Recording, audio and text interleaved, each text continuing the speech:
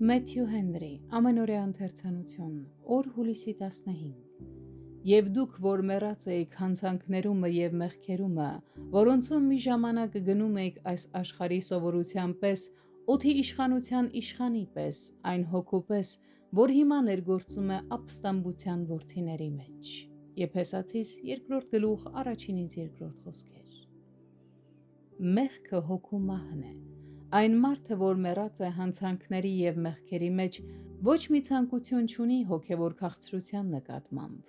Երբ մենք նայում ենք դիակին, այն սարսափազդու զգացում է առաջացնում։ Անմահ հոգին հեռացել է այդ մարմնից և մնացել է միայն մարդու ավերակները։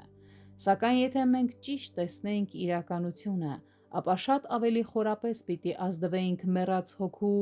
կորած ու ընկած հոգևոր էակի մասին մտածելով։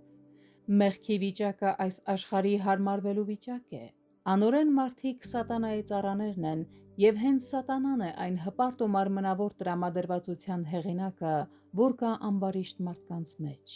Նա է իշխում մարդկանց սրտերում։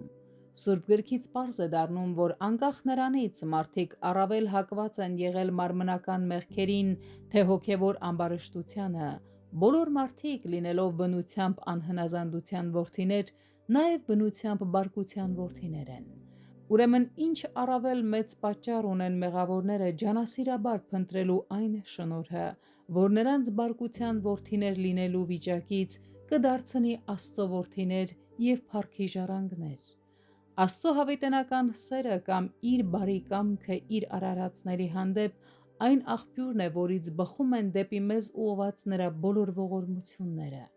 Աստծո այդ սերը մեծ սեր է, իսկ նրա ողորմությունը հարուստ ողորմություն։ Ամեն մի դարձի եկած մեղավոր փրկված մեղավոր է, և նա ազատված է մեղքից և Աստծո բարկությունից։ Փրկող շնորհը Աստծո ազատ, ողորմությամբ տրված բարությունն ու հաճությունն է։ Աստված փրկում է ոչ թե օրենքի գործերով, այլ Հիսուս Քրիստոսի հանդեպ հավատքի միջոցով, և նրա շնորհը, որ բնակվում է հոգու մեջ, այդ հոգու նոր կյանքն է։